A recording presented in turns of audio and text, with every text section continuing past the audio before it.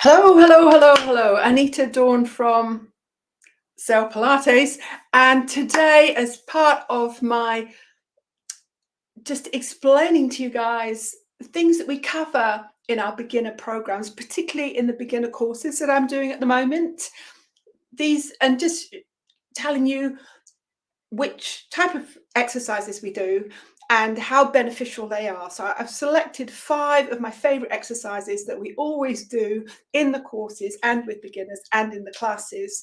And I'm going to tell you why we're going to do them and show you how to do them. So I hope you enjoy them. And if you're going to do them with me, then you will need a mat, definitely a mat. And I'm using 2 blocks or a pillow just to support the head.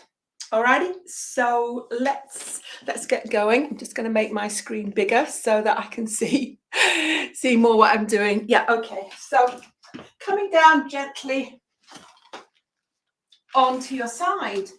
But if you don't like going to the floor, I hope it's not too late. If you don't like going to the floor, you could do it in the chair, but it's not the same. Because when we work on the floor, 1, we've got feedback on our alignment, and 2, we are moving against gravity, which increases the effectiveness of the movement. Alrighty, so you could do it seated in the chair, similar movement, and I'll explain to you when we get into it.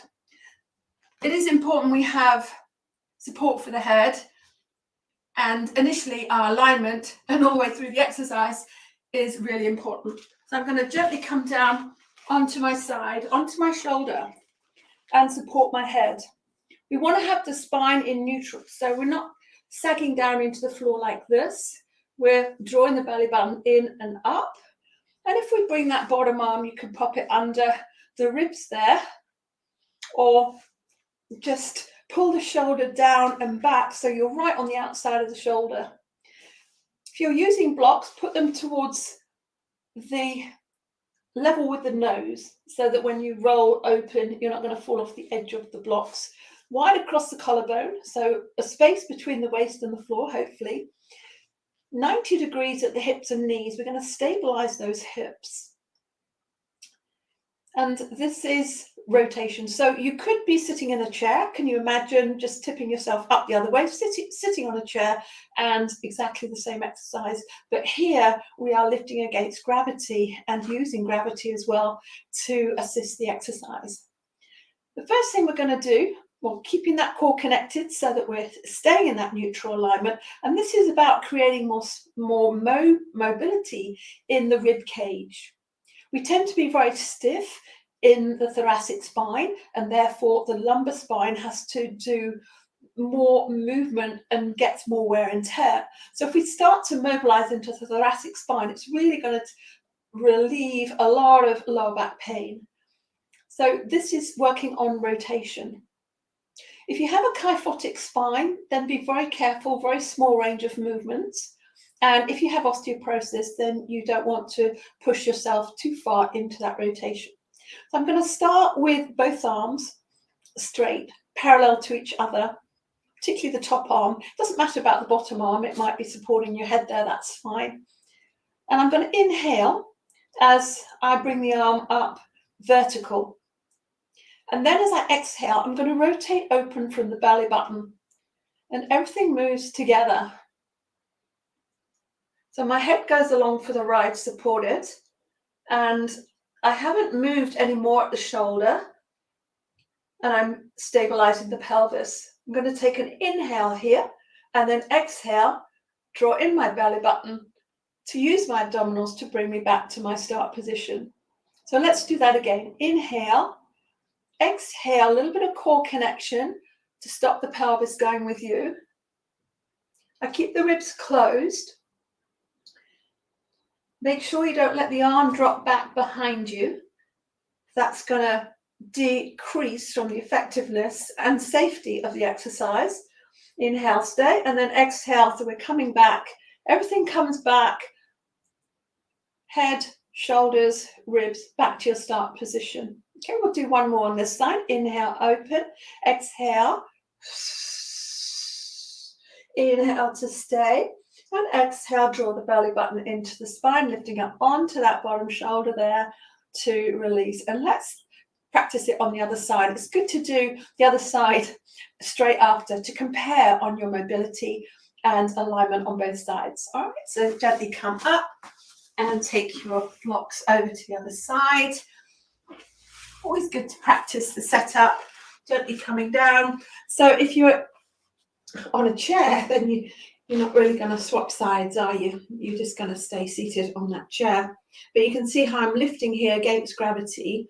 So we're stacked shoulders on top of each other. Make sure you're not dropping into that shoulder like this in a lazy posture. So you would need to take the shoulder back and down away from the ears and under, wide across the collarbone. Make sure the waist is lifted, so you're in neutral spine, and 90 degrees at the hips and the knees. So inhale as you open that top arm towards the ceiling, and as you exhale, you're stabilizing that top arm connected to the shoulder. Head goes along for the ride. Inhale to stay, and then exhale. So I'm coming back from my lower thoracic, coming back to my neutral spine. I forgot to mention, make sure that you have your nose in line with the front of the blocks, because I nearly fell off the back of the blocks there. So 2 more. Inhale, exhale. So with gravity here, the weight of my arm is just easing me into a little bit more rotation, which you wouldn't get if you're seated. And then I'm coming back on the exhale. So I'm thinking about that long spine lifting up onto that bottom shoulder, the outside of the bottom shoulder last time. Inhale, float the arm up. Now the only thing that moves is the thoracic spine. You're opening up with the belly button upwards. Inhale to stay, and exhale. So we're exhaling on the movement.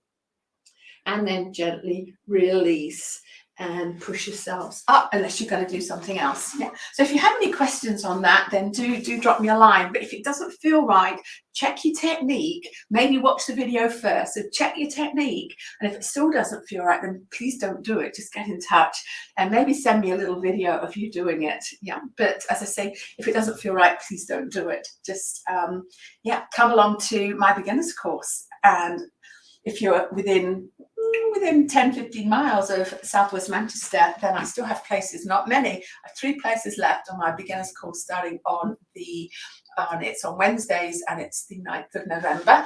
6 weeks to set you up for a great Christmas, so that you can, I'm not going to say that you can eat more, but you just feel better about yourself by doing these Pilates exercises. Yeah. Okay. So thanks for joining me, and I will catch you tomorrow, 2 o'clock. Bye for now.